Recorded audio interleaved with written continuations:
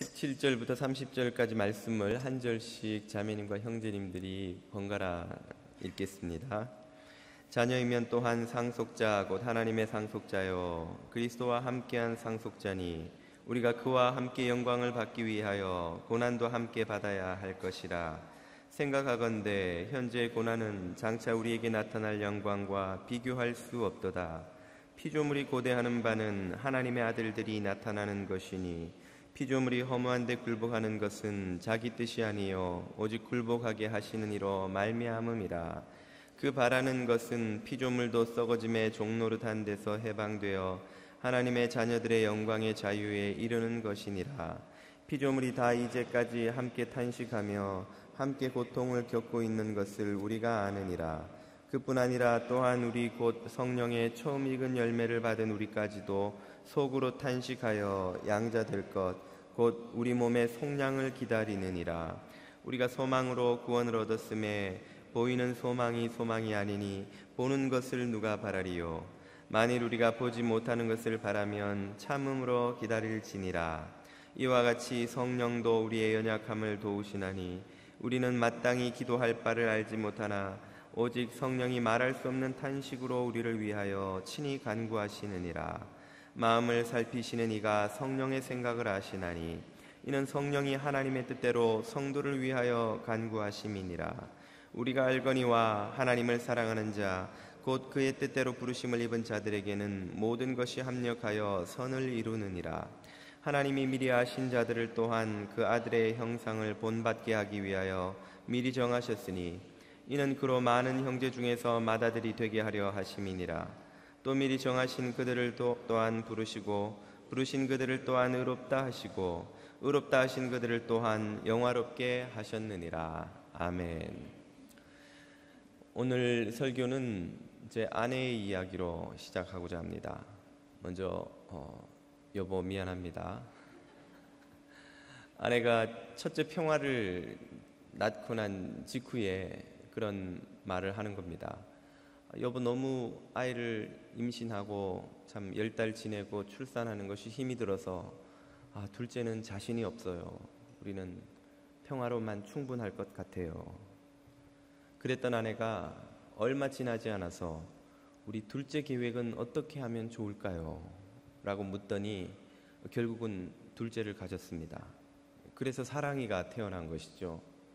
사랑이를 낳고 나서도 하는 말이 정말 이 아이를 가지고 출산한다는 것은 보통 일이 아니에요. 우리 셋째는 생각하지 마십시다. 그랬던 아내가 또 얼마 지나지 않아서는 셋째 계획은 어떻게 하지요? 하다가는 그만 셋째 진리까지 나오게 된 것입니다. 그래서 저희 집에는 아이가 셋입니다. 아이를 낳는 것이 그렇게 힘이 들어서 더 이상 할 자신이 없다고 했던 아내가 왜 얼마 지나지 않아 그 모든 기억을 잊어버리고 또다시 아이를 원하게 되는 것일까요? 그것은 자녀가 주는 기쁨이 그 해산의 고통을 잊게 하고도 남을 만큼 큰 것이기 때문입니다. 그 고통의 기억을 압도할 만한 기쁨을 그 자녀들이 자라면서 부모들에게 주기 때문인 것이죠. 고통 없는 삶이 행복이라고 믿는 서구인들이 제일 이해하기 어려워하는 주제가 바로 이 고난의 의미입니다. 도대체 고난은 왜 우리 인생에 있는가? 고난의 의미는 무엇인가? 서구인들은 질문하곤 하죠. 그 질문에 대한 가장 쉽고 빠르고 그러나 확실한 대답이 있다면 저는 그것이 해산의 고통이 주는 교훈이라고 생각합니다. 해산의 고통이 없으면 생명을 경험할 수 없는 것이죠. 해산의 고통이 없이는 생명이 누리는 모든 복을 우리는 맛볼 수 없는 것입니다. 만약에 우리의 어머니들이 해산의 고통이 두려워 자녀 갖기를 거부했다면 오늘 저와 여러분 중 누구도 이 자리에 있을 수 있는 사람이 없겠죠. 만약 우리가 해산의 고통이 부담스러워 자녀 갖기를 거부한다면 우리의 사랑스러운 자녀들과 다음 세대는 이 세상에 존재할 수 없겠지요. 엄마가 해산의 고통을 기꺼이 감수했기 때문에 생명이 나고 그 생명으로 말미암는 모든 기쁨과 복이 이 세상에 퍼져가는 것입니다. 고통은 영광의 필수 조건입니다. 고통 없는 영광이란 없는 것이지요. 고통 없는 기쁨도 없는 것입니다. 그리고 그 고통의 결과로 얻게 되는 영광과 기쁨은 고통과 비교할 수 없을 정도로 큰 것이기도 합니다. 이것이 오늘 사도 바울이 크게 소리 높여 외치는 첫 일성이라고 할 수 있습니다. 오늘 본문 17절과 18절이 바로 그 점을 우리에게 깨우쳐 줍니다. 17절을 보십시오. 우리가 그와 함께 영광을 받기 위하여 고난도 함께 받아야 하리라. 예. 영광을 받기 위해서는 고난도 함께 받아야 하는 것이죠. 또한 18절 생각하건대 현재의 고난은 장차 우리에게 나타날 영광과 비교할 수 없도다. 영광을 위해서는 고난을 피할 수 없는데 그 고난의 크기라는 것은 장차 우리가 맛볼 영광과 비교할 수 없다는 것이죠. 비교할 수 없이 큰 영광이 고난의 열매로 맺힌다는 것입니다. 그런데 문제는 우리는 두더지처럼 근시안적인 존재여서 장차 올 영광은 보지 못하고 현재의 고난만 보는 존재라는 것입니다. 우리의 눈은 장차 다가올 미래의 영광을 보지 못하고 현재의 고난에 집착되어 있기 때문에 그 결과로 이 세상에는 탄식이 가득합니다. 사도 바울은 이 세상을 메우고 있는 세 가지 탄식을 오늘 본문에서 차례로 소개하고 있습니다. 그 세 가지 탄식 중에 첫 번째는 피조 세계가 내뱉는 탄식이죠. 오늘 본문 22절을 보십시오. 피조물이 다 이제까지 함께 탄식하며 함께 고통을 겪고 있는 것을 우리가 아느니라. 이 피조 세계의 탄식을 사도 바울은 느끼면서 지금 이 로마서에 쓰고 있습니다. 아마 피조 세계의 탄식을 오늘 이 시대의 우리들만큼 참 뼈저리게 느낀 세대가 또 있을지 모르겠습니다. 오늘 우리가 살아가는 이 지구는 참으로 고통과 탄식으로 가득 찬 세계라고 말씀드리는 것이 조금도 과장이 아니리라 믿습니다.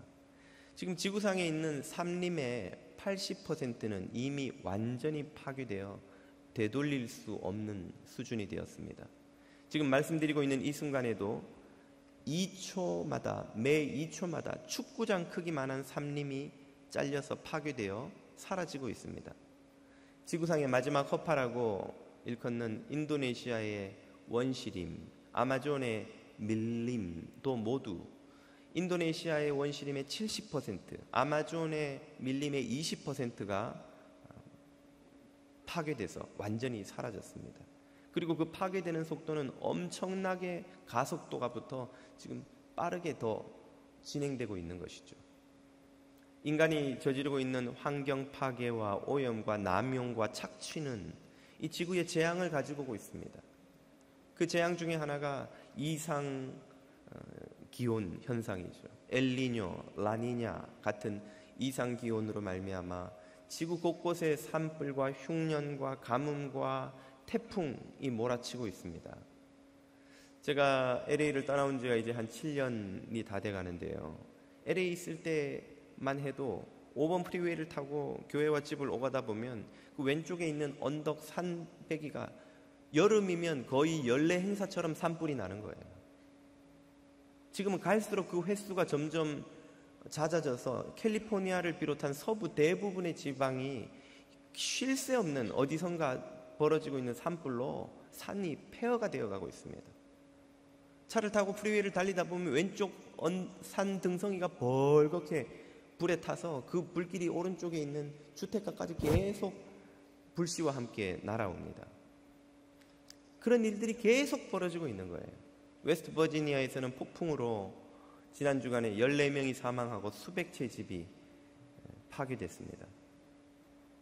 이것은 자연보호와 이 보호 시스템이 가장 잘 되어 있다는 미국이라는 나라에서 또 쉴 새 없이 벌어지고 있는 일입니다. 제3세계의 자연 파괴는 말할 것도 없는 거예요. 뭐 법규나 자연 보호를 위한 어떤 장치도 없는 나라에서는 생존을 위해 지금도 쉴 새 없이 나무가 잘려나가고 있고 땅이 지나치게 개간되고 착취되고 있고, 그래서 폐허가 되어가고 있습니다. UN 환경보고서에 의하면 이미 사막이 되어버린 땅 말고 남아있는 땅의 70%가 일부 혹은 상당 부분이 사막화가 진행되고 있다고 합니다. 여러분, 제가 한국을 떠나온 게 이제 10년이 조금 넘은 것 같은데, 그때 기억만 해도 아침에 흰 와이셔츠를 입고 나가면 저녁에 와이셔츠 색깔이 그레이가 돼서 들어오는 거예요. 베란다에 흰 옷을 걸어두면 하루 건조시키고 나면 회색으로 바뀌어 있습니다. 그때는 그게 미세먼지라는 걸 몰랐던 것이죠. 그냥 서울에 먼지가 왜 이렇게 많아 그러고만 말았는데, 이제는 그게 미세먼지라는 것을 알게 됐고, 그것이 심각한 환경과 사람들의 건강에 해를 끼친다는 걸 이제는 알게 됐습니다. 한국, 중국, 대부분의 제3세계 국가들이 예외가 아닙니다. 우리가 지금 이 가든 스테이시라는 뉴저지에 살기 때문에 그런 현실을 몸으로 잘 피부로 느끼지 못합니다만은, 세계 곳곳에 이 지구 환경이 얼마나 몸살을 앓고 있는지 모릅니다. 이것은 피조 세계가 탄식하고 있다는 수많은 증거 중에 일부에 불과합니다. 아마 그 예들을 지금 거론하기 시작하면 이 1시간 내에 그 이야기만 해도 끝이 없을 것입니다. 왜 이렇게 피조 세계가 신음하게 된 것입니까? 그 이유를 20절은 이렇게 말해줍니다. 피조물이 허무한데 굴복하는 것은 자기 뜻이 아니요 오직 굴복하게 하시는 이로 말미암음이라. 이 구절은 창세기 3장을 배경으로 하여 설명하는 구절입니다. 창세기 3장에서 아담과 하와가 범죄하자 그 죄의 결과가 그들 자신에게, 인간에게만 머물지 않고 피조 세계인 자연에게도 재앙으로, 저주로 끼쳐지게 되었습니다. 땅이 저주를 받아 가시덤불과 엉겅퀴를 내고 창조 때의 그 조화와 아름다움을 잃어버리게 된 것이죠. 그리고 그 저주를 지금까지 인간이 탐욕과 무지로 이 땅에 퍼뜨리고 있습니다. 사람들은 방사능으로 땅을 오염시키고 온갖 쓰레기로 땅을 오염시키고 강과 바다를 오염시키고 쓰레기도 모자라 바다에다가 유조선 기름을 쏟아붓고 사람 생물이 살 수 없는 땅으로 이 지구를 병들게 만들어가고 있는 것이죠. 그러므로 이 지구가 회복되는 소망이 있다면 그것은 이 지구의 관리 책임을 맡은 인간이 제정신을 차리는 것밖에는 없습니다. 인간은 원래 이 지구를 관리할 지혜롭고 자비로운 관리자로 그 임무를 부여받았죠. 그것이 에덴 가든의 관리자가 된 아담과 하와에게 부여된 생육하고 번성하고 땅에 충만하고 땅을 다스리라는 주님의 명령의 의미입니다. 그런데 그 지혜롭고 자비로운 관리자가 되어야 할 인간이 자연의 파괴자와 착취자가 된 것입니다. 폭군으로 바뀌어버린 거예요. 그러므로 자연이 구원받을 길이 있다면 그것은 자연의 관리자로 임명받은 인간이 제정신을 차리는 것입니다. 본문 19절과 21절이 이렇게 말하죠. 피조물이 고대하는 바는 하나님의 아들들이 나타나는 것이니. 창세기에 자주 표현되는 이 하나님의 아들들이라는 표현을 신약의 용어로 바꾸면 성도들이 그 말입니다. 제정신을 가진 성도들이 나타나는 것이 이 피조세계가 고대하는 바라는 거예요. 이 땅을 착취하고 파괴하고 남용하지 않는, 탐욕을 위해 이 땅을 악용하지 않는 이들이 나타나기를 고대한다는 말이죠. 21절을 보십시오. 그 바라는 것은 피조물도 썩어짐의 종노릇한 데서 해방되어 하나님의 자녀들의 영광의 자유에 이르는 것이니라. 성도들만 구원받는 것이 아니라 이 자연 세계도 구원받는 것이 간절한 소망이다, 그 말입니다. 이것이 이 세상의 현실의 고난 때문에 있는 첫 번째 탄식이라고 할 수 있습니다. 두 번째 탄식은 무엇입니까? 그것은 바로 우리들 성도들의 탄식입니다. 성도들의 탄식을 23절이 이렇게 말해줍니다. 그뿐 아니라 또한 우리 곧 성령의 처음 익은 열매를 받은 우리까지도 속으로 탄식하여 양자될 것 곧 우리 몸의 속량을 기다리느니라. 지금 탄식하는 주체가 바로 성도들입니다. 성도들은 왜 탄식합니까? 성령의 처음 익은 열매를 받았기 때문이죠. 쉽게 말해 성령을 모셨기 때문에 탄식이 시작된 것입니다. 성령을 모시는 일이 왜 탄식의 이유가 됩니까? 성령을 모셔서 이제는 우리가 이전에 모르던 의와 거룩과 평안을 맛보게 된 것입니다. 그리고 그것을 간절히 사모하게 되었는데 현실은 그 의와 거룩과 평안을 도저히 사모하고 누리지 못하도록 우리를 방해하기 때문이죠. 죄와 악과 모순과 문제들이 우리를 의와 거룩과 평안을 맛보지 못하게 만들고 있는 것입니다. 그래서 탄식이 시작된 것이죠. 우리가 배고프고 굶주릴 때는 식탁에 먹을 것만 있어도 행복하고 감사했습니다. 그런데 이제 먹고 살만해지니까, 부유해지니까 이제 무엇이 문제가 됩니까? 단순히 배를 채우는 것으로는 만족할 수 없는 거예요. 좋은 음식을 먹어야 되는 거예요. 올게닉 재료로 된, 농약을 치지 않은, 훼손되지 않은, 유전자 조작을 하지 않은 그런 음식을 농장으로부터 직수입해서 바로 먹을 수 있는 그런 걸 찾게 된 거예요. 이제는 유전자 조작한 음식으로, 정크푸드로 혹은 농약으로 범벅이 된 것은 아무리 많이 갖다 줘도 행복하지 않은 것이죠. 그런 건 식탁 위에 있어도 만족스럽지 않은 거예요. 이제는 좋은 음식, 깨끗한 음식, 건강한 음식을 먹어야 하는 새로운 근심이 생겨버린 것입니다. 바로 이것이 성령을 모신 성도들의 마음에 시작된 탄식인 거예요. 의와 거룩과 평안이 모를 때는 그저 등 뜨시고 배부르고 나 잘 먹고 잘 살 수만 있으면 만족하고 끝이었습니다. 그러나 이제는 의를 알게 되었습니다. 거룩을 사모하게 되었습니다. 평안을 맛을 본 거예요. 그 거룩과 의와 평안을 사모하며 그런 삶을 살고 싶은데 이 세상에서 죄와 악과 어리석음과 욕심과 시기에 사로잡혀 싸우고 살다 보면 그 성령으로 인해 맛본 의와 거룩과 평안을 온전히 누릴 수가 없는 것입니다. 그러니 우리 마음속에 탄식이 시작되는 것이죠. 예전에는 없던 근심이 시작된 것입니다. 그래서 우리가 간절히 우리 몸의 속량, 구원을 바라게 되는 것입니다. 완전한 구원을 바라게 되는 거예요. 로마서 7장에서 사도 바울이 오호라 나는 곤고한 사람이로다 이 사망의 몸에서 누가 나를 건져내랴 하며 했던 탄식이 바로 성령님을 모신 성도들이 하는 탄식입니다. 그런 탄식을 통해 성도들이 간절히 바라는 바는 무엇입니까? 그것은 이 세상에서의 영광이 아니라 보이지 않는 하나님 나라에서의 영광이라고 본문 24절이 이렇게 말해줍니다. 우리가 소망으로 구원을 받았음에 보이는 소망이 아니니 보는 것을 누가 바라리요? 보는 것을 누가 바라리요? 이게 무슨 말입니까? 우리가 눈에 보이는 소망과 영광이 있습니다. 이 땅에서 더 건강하게, 더 부유하게, 더 성공적으로 아메리칸 드림을 이루면서 우리 자녀들이 원하는 잡을 가지고 성공적으로 살아가는 삶, 그것은 모든 사람들이 바라는 것이겠으나 그것은 우리 성도들이 바라는 궁극적인 소망은 아니다 그 말이에요. 그 보이는 것들은 예수 안 믿는 사람도 부지런히 노력해서 이루면서 살아갑니다. 우리도 쉽지는 않지만 새벽부터 나가서 열심히 일해서 돈 모으면 차도 좋은 곳으로 바꾸고 집도 사고 또 열심히 교육에 신경 쓰면 자녀들 좋은 학교 보내고 그런 이 세상의 소시민적인 꿈은 누구나 열심히 노력하면 다 이루면서 살아간다는 말이에요. 그런 것을 구하고 바라고 얻는 데에 성도들의 소망이 있지 않다는 말입니다. 그것은 예수 안 믿는 사람들도 다 바라는 것이고 다 수고하면 경험하는 일반 은총으로 누구나 땀 흘리는 사람이라면 맛볼 수 있는 소망입니다. 우리는 그런 것을 바라는 것이 아니라 보이지 않는 것을 바라는 사람들이고 그렇기 때문에 우리에게 특별히 필요한 것이 생깁니다.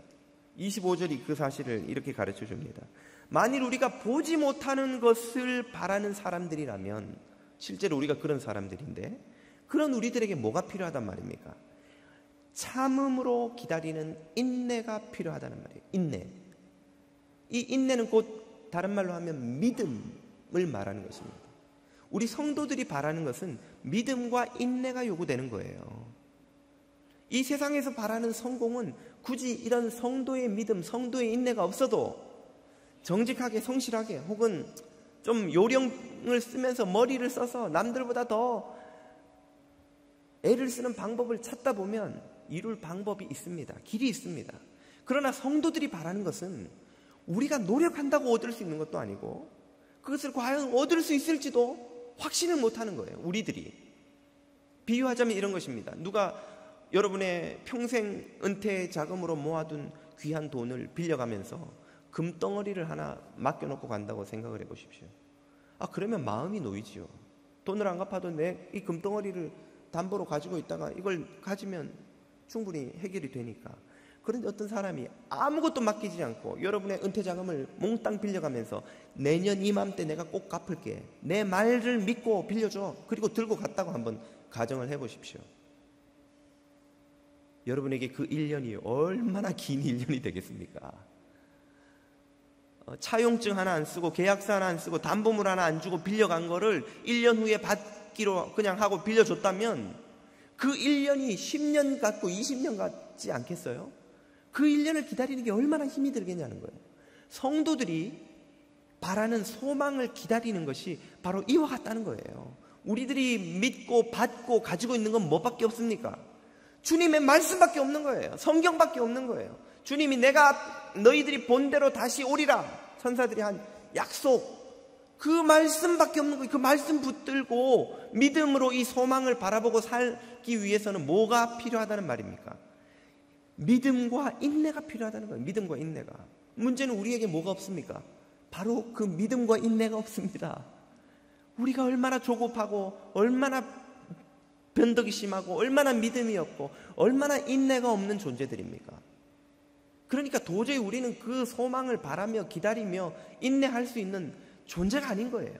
바로 그런 이유 때문에 이 세상에 있는 세 번째 탄식이 등장하는 것입니다.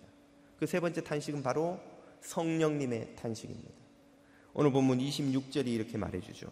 이와 같이 성령도 우리의 연약함을 도우시나니. 성령님의 등장은 우리의 연약함 때문입니다. 성령님의 하시는 일은 우리의 연약함을 돕는 거예요. 이 연약함은 바로 앞에서 말씀드린 것처럼 인내하지 못한다는 거예요. 믿음이 없다는 거예요. 보이지 않는 하나님의 약속만 믿고 눈에 보이는 현실의 복을 쫓아가지 않으면서 보이지 않는 영원한 하나님 나라의 약속을 쫓아가는 삶. 말이 쉽지 현실에서 한번 목사님 그렇게 살아보세요.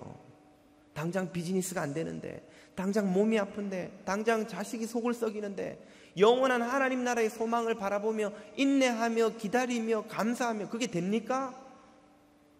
안 되는 거예요. 우리는 연약해서 그걸 할 수가 없는 거예요. 그렇기 때문에 성령님이 우리들의 연약함을 도우십니다. 어떻게 도우시나요? 우리는 마땅히 기도할 바를 알지 못하나. 여기 마이크 시스템도 연약해요. 그래서 잘못 건들면 소리가 납니다. 여기 우리들의 연약함이 잘 설명이 됩니다. 우리는 우리에게 무엇이 필요한지, 뭘 기도해야 하는지를 우리는 모릅니다. 우리는 우리에게 필요한 것을 구하는 존재가 아니고 원하는 것을 구하는 존재죠. 그리고 우리가 원하는 것은 우리에게 필요한 것과 거의 일치하지 않습니다. 여러분, 그것을 언제 확인할 수 있습니까? 자녀를 키워보면 아시잖아요. 혹시 여러분의 자녀들이 그 자녀들 스스로에게 꼭 필요한 것이 무엇인지 정확히 알고 구하며 사는 자녀를 가진 부모님들 혹시 있습니까?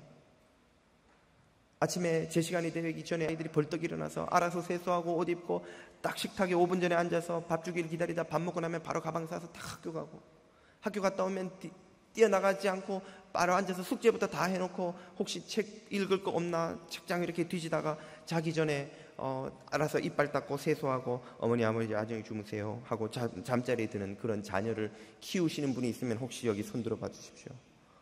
정말 부럽습니다. 그런 자녀가 있으면 입양이라도 좀 하고 싶습니다. 혹시 그런 자녀를 키우는 분이 계시면은 하나님께 다른 복은 더 이상 구하지 마십시오. 인생에 받을 복을 다 받은 겁니다. 그런 자녀는 없어요. 아이들은 자신들에게 필요한 것이 아니라 원하는 것을 구합니다. 유익하고 몸에 양식 좋은 것들은 다 골라내요. 먹으면서 이거 안 먹어, 저거 안 먹어, 저거 안 먹어. 입에 달콤한 것, 소다, 버거, 피자, 막 정크푸드만 좋아하죠. 아이들이 공부하기를 좋아합니까? 게임하기를 좋아합니까? TV 보기를 좋아합니까? 아이들이 제 시간에 자기를 원합니까? 밤을 새워 놀고 떠들고 아침 늦게까지 학교 갈 시간이 돼도 안 일어나고 아침마다 엄마하고 싸우고 밥 먹을 때마다 엄마하고 싸우고. 저희 집이 그렇다는 건 아니고요. 일반적으로 그렇지 않냐는 뜻이죠. 그렇지 않나요, 아이들이? 그 아이들의 모습이 곧 누구의 모습입니까? 그게 우리들의 모습인 거예요. 우리들에게 정말 필요한 것을 우리는 구하지 못합니다. 알지도 못해요, 뭔지. 그리고 우리가 구하는 건 대개 어떤 것들입니까? 있어도 그만 없어도 그만 우리의 생명과 아무 상관이 없는 것들. 우리는 좀 더 좋은 집, 좋은 차, 쿠쿠밥솥, 김치 냉장고, 더 성공한 삶을 원하지 않아요? 그러나 여러분, 김치 없을 때도 우리 김치 잘 먹고 잘 살았습니다. 쿠쿠 없을 때도 밥 잘 해먹고 잘 살았고, 큰 집에서 살아도 살고 작은 집에서 살아도 살고, 좀 좋은 차를 타도 살고 나쁜 차 타도 다 살아갑니다. 그것 때문에 우리가 죽고 사는 게 아니라는 거예요. 그런 거 세상에 없는 시대에도 우리 부모님들은 행복하게 살았고, 우리 앞선 세대에 역사가 시작된 이래 지금까지 수많은 사람들이 복을 누리며 잘 살았습니다. 그런데 우리는 왜 그것이 없어서 불행하게 여깁니까? 그건 우리들에게 필수불가결한 것이 아닌데도 우리는 그것이 있어야 되는 줄로 알고 그것을 구하며 살아가죠. 성령님은 우리에게 정말 필요한 생명에 관한 것들이 우리에게 필요하다는 것을 알고 계시고 구해 주시는 분인 줄로 믿습니다. 본문 26절을 다시 한번 보십시오. 우리는 마땅히 기도할 바를 알지 못하나 그걸 누가 아신다는 거예요? 성령님께서 우리에게 필요한 것, 우리가 기도하고 구해야 할 바를 오직 성령께서 말할 수 없는 탄식으로 우리를 위하여 친히 간구하시느니라. 아이에게 필요한 것을 먹여주고 준비해 주는 것은 부모님이지 아이가 아니에요. 아이를 지도하고 돌보고 깨우고 입히고 건강하게 자라도록 챙기는 것은 부모님이지 아이가 아닙니다. 부모님이 안타까운 마음으로 이 녀석아, 지금 너는 열심히 공부할 때다. 네가 지금 실력을 쌓아두면 앞으로 네 인생이 얼마나 원하는 대로 풀려나갈 수 있을지 네가 아직 깨닫지 못하니까 그러는 것이지. 부모님이 자녀를 도와주고 가르쳐주고 지도해 줘야 되는 책임이 부모에게 있고 또 그 역할을 하는 것이 부모지요. 성령님께서 바로 그런 역할을 우리에게 하시는 거예요. 우리는 우리에게 필요한 것이 뭔지도 모르고 구해야 될 것이 뭔지도 모르고 엉뚱한 것을 구하며 살아가는데 성령님께서 우리 대신 우리 영과 생명에 필요한 것을 간구하고 구해 주신다는 말입니다. 우리는 새벽부터 나와서 열심히 기도한다는 내용이 기껏 해봐야 론 다 갚게 해주세요, 비즈니스 잘 되게 해주세요, 차 바꾸게 해주세요, 김치 냉장고 타게 해주세요. 응답받은 가족도 있습니다만 뭐 우리가 구하는 것들은 대부분 그런 거예요. 아픈 거 안 아프게 해주세요, 우리 아이들 잘 되게 해주세요, 남편 승진되게 해주세요. 그런 걸 열심히 우리가 구하고 우리 영에 관한 기도 제목은 글쎄요 얼마나 구하나요? 그거 다 구하고 나면 그냥 집에 가든지 아니면 그냥 가기 좀 미안하니까 좀 거룩하게 정직하게 살게 해주세요. 한마디 덧붙이고는 면피하듯이 집으로 혹시 우리가 돌아가지 않습니까? 성령님이 그 기도를 듣고 계시면 탄식이 나오는 거예요. 지금 너에게 필요한 게 정말 더 큰 집이냐, 더 큰 차냐, 더 큰 성공이냐, 너의 생명이 의와 거룩과 평안을 모른 채 살아가는 너의 생명을 지금 위해 구하지 않고 있으니 성령님께 탄식이 나오는 거예요. 방황하는 자녀를 보고 부모가 탄식하듯이 성령님은 우리의 영혼의 굶주림을 보고 탄식하시면서 우리를 위해 대신 기도해 주신다는 말입니다. 그리고 그 기도는 정확히 하나님의 뜻에 합당한 부합한 기도이지요. 27절이 이렇게 말해줍니다. 마음을 살피시는 이 하나님이 성령의 생각을 아시나니, 이 말은 하나님의 뜻과 성령님의 간구하는 기도가 정확히 일치한다 그 말이에요. 이는 성령이 하나님의 뜻대로 성도를 위하여 간구하심이니라. 하나님이 듣기 원하시는 기도, 하나님이 정말 주기 원하시는 복을 성령님이 우리를 위해 대신 간구하고 계시고, 그러므로 그 성령님의 기도는 응답될 거라는 말입니까? 응답되지 않을 거라는 말입니까? 응답될 수밖에 없다는 것이죠. 저와 여러분을 위해 성령님이 드리시는 모든 기도가 다 응답되는 줄을 믿으시기를 축복드립니다. 성령님이 쉴 새 없이 저와 여러분들을 위해 탄식하면서 간구하고 계십니다. 그 성령님이 간구하시는 내용은 그럼 무엇일까요? 우리의 영을 위해서 성령님은 무엇을 간구하고 계시는 것입니까? 그 내용을 28절 이하가 이렇게 설명해 줍니다. 28절, 우리가 알거니와. 이 말은 우리가 원래부터 알고 있었다는 말이 아닙니다. 성령님이 우리의 닫힌 눈을 열어서 보게 해주셔서 이제는 알게 되었다는 말이죠. 무엇을 알게 됩니까? 하나님을 사랑하는 자 곧 그의 뜻대로 부르심을 받은 성도들에게는 어떤 일이 일어난다는 말인가요? 모든 것이, 이 모든 것 중에는 특별히 무엇이 포함되어 있습니까? 바로 우리를 탄식 가운데로 몰아넣고 있는 현재의 고난이 거기에 있는 거예요. 현재의 고난마저도 포함해 모든 것이 합력해서 하나님의 구원이라는 거룩하고 선한 뜻을 이루어 가시느니라. 아멘. 이것을 성령님이 우리의 눈을 열어 보게 해 주신다는 말이에요. 성령님이 간구하시기를 저 무지한 김도환이 눈을 열어서 자신의 인생에서 일어나고 있는 모든 일이 다 하나님의 위대한 요리사이신 하나님의 손에 들린 재료가 되어서 구원을 이루어가는 재료로 쓰인다는 사실을 저 김도환이 깨닫게 해주십시오라고 성령님이 기도하고 계시는 것입니다. 그리고 그 기도의 응답으로 우리는 눈이 열려서 우리의 삶의 현재의 고난이 참으로 거룩한 구원을 이루는 재료로 가장 요긴하게 쓰인다는 사실을 깨닫게 되는 것이죠. 깨닫게 되는 것이죠. 이것을 깨닫게 되면 현재의 고난으로 말미암아 우리는 탄식하는 인생이 아니라 미래의 소망으로 말미암아 기뻐하며 찬송하는 인생으로 마침내 바뀌게 되는 것입니다. 이것을 깨닫게 해달라고 성령님이 기도하고 계시는 거예요. 이게 우리 영혼에 필요한 것입니다. 우리 영의 눈을 뜨고 하나님이 우리의 삶에서 어떤 놀라운 구원을 행하시고 계시는지를 보게 되는 것이 오늘 우리에게 필요한 것입니다. 우리가 구해야 할 것은 이것입니다. 집이 아니고 차가 아니고 더 좋은, 더 유복한 삶이 아니라 말이죠. 하나님께서 우리에게 주실 그 구원이 무엇인지, 우리가 보게 될 구원이 무엇인지를 29절과 30절이 이렇게 또 설명해 줍니다. 29절, 하나님이 미리 아신 자들을, 미리 아셨다는 말은 하나님이 우리를 구원하시는 그 구원이 언제부터 계획되어 있었다는 말입니까? 오래전부터, 한두 달 전부터? 1, 2년, 10년, 20년 전부터? 1, 200년 전부터? 아니요. 영원 전부터 하나님이 계획해 오신 일이라는 말이죠. 하나님이 우리를 구원하실 때에 자, 누구를 구원할까? 하늘에서 공평하게 제비를 뿌리자. 제비를 쫙 뿌렸는데 그 제비가 떨어진 집에 있는 영혼들만 구원하기로 하신 것이 아니라는 말입니다. 하나님은 저와 여러분을 구원하기로 영원전부터 작정하시고 영원전부터 지금까지 계획해 오시고 그것을 이루어가고 계십니다. 그렇다면 그 하나님의 영원전부터 시작된 계획이 저와 여러분의 허물과 실수와 잘못과 이런저런 예기치 못한 일로 인해서 취소되거나 변경되거나 할 수 있다는 말입니까? 없다는 말입니까? 절대로 바뀔 수 없다는 말입니다. 저와 여러분을 향한 하나님의 구원 계획과 그 의지는 영원히 변치 않는 것인 줄 믿으시기를 축복합니다. 그런 계획을 가지고 우리들을 택하셨습니다. 그리고는 우리들에게 무엇을 이루기로 작정하신 것입니까?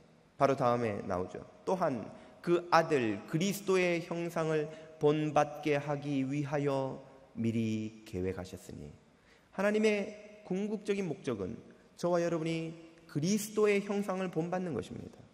그렇게 형상을 본받게 되면 우리의 지위가 어디까지 올라가느냐 하면 이는 그로 많은 형제 중에 맏아들이 되게 하려 하심이니, 예수님, 그리스도 예수께서 모든 형제 중에서 첫째 아들이 되었습니다. 그 말은 저와 여러분이 예수님의 남동생, 여동생, 형제 자매가 된다 그 말이에요.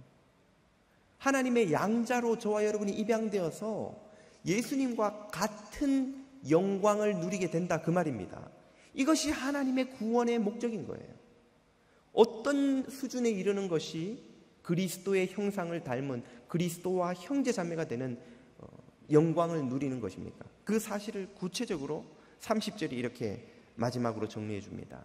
또 미리 정하신 그들을 또한 부르시고 부르신 그들을 또한 의롭다 하시고 의롭다 하신 그들을 또한 영화롭게 하셨느니라. 여기에 그리스도의 형상을 닮은 두 가지가 설명됩니다. 첫째는 의롭게 됨이고 둘째는 영화롭게 됨입니다. 여기서 의롭게 됨은 우리의 영의 상태를 말하는 것이고 영화롭게 됨은 육체의 상태를 말하는 것입니다. 우리가 그리스도의 형상을 본받아 그리스도처럼 되는 것은 영적으로는 의롭게, 육적으로는 영화롭게 되는 것이죠. 영적인 의로움이란 우리 안에 어떤 흠과 티도 더 이상 남아있지 않는 완전히 깨끗한 상태에 이르게 되는 것을 말합니다. 오늘 저와 여러분은 신분적으로는 이미 의롭게 되었으나 실제적으로는 완전한 흠과 티가 없는 상태가 결코 아니지요. 만약 우리 영혼을 도화지로 표현할 수 있다면 흰 도화지처럼 생긴 우리 영혼 위에 원래도 희지 않지만 거기에 얼마나 많은 흠과 티가 점과 죄와 악이 묻어 있을지요. 지금도 우리 마음속에는 불신앙과 교만과 오만과 시기와 미움과 편견과 아집과 온갖 더러운 것이 가득 차 있지 않습니까? 의로움의 신분을 얻었다는 말이 무색할 정도로 우리 안에는 온전한 의가 자리 잡지 못하고 있습니다. 그런 우리를 주님께서 어떻게 바꾸어 가고 계십니까? 예수 그리스도처럼 완전히 흠과 티가 없는 의로운 상태로 저와 여러분을 바꾸어 가고 계신다는 말이에요. 그리고 그 과정에서 현재의 고난을 하나님께서 놀랍게 쓰신다는 말입니다. 인생이 잘 풀릴 때도 있고 우리는 그런 때가 우리 삶의 가장 복된 때라고 생각하기 쉽지만 실제로 삶이 잘 풀려갈 때는 우리의 영혼이 변화되어 갈 가능성이 거의 없습니다. 일이 잘 풀릴 때는 우리가 교만해서 우리 마음의 태도를 결코 바꾸는 일이 없기 때문이죠. 여러분 크게 자수성가한 사람 치고 남의 말 듣는 사람 보셨습니까? 성공하고 나면 자기 확신이 너무 강해져서 다른 사람 말이 귀에 안 들어와요. 왜? 내가 하는 방법대로 하면 된다는 거예요. 대개는 어떤 사람이 다른 사람의 말에 귀를 기울입니까? 실패하는 사람이에요. 내 계획과 뜻대로 했는데 안 되니까 더 성공한 선배들, 앞서간 성각자들의 말에 귀를 기울이는 거예요.